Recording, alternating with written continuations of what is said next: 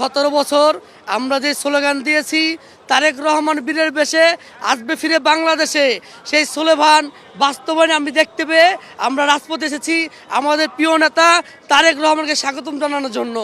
আমরা 17 বছর স্বৈরাচার সরকারের অনেক জুলুম নির্যাতন সহ্য করেছি।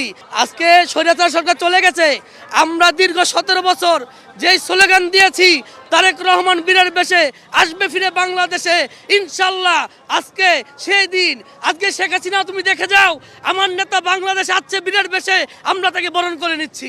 এই দেশে যে নির্যাতন হয়েছি, ঘর ছাড়া বাড়ি ছাড়া হয়েছি, আমরা আমাদের ন্যায্য অধিকার পাইনি।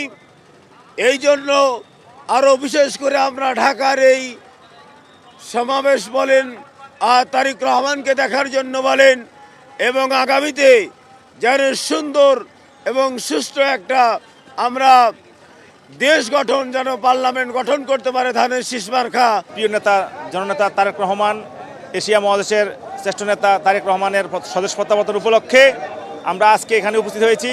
ইনশাল্লাহ আল্লাহর তরফ থেকে এটি একটি আমাদের জন্য একটা রহমত স্বরূপ যে এত বছর পর তারেক রহমান দেশে এসেছেন। দীর্ঘ 17 বছর 18 বছর পর দেশে আসছেন। একটি মহল চেয়েছিলেন যে তারেক রহমান যেন নিঃশেষ হয়ে যায়। আল্লাহ তাআলার রহমত থেকে এবং মানুষের দোয়ায় আজকে তিনি বীরের বেশে দেশে আসছেন।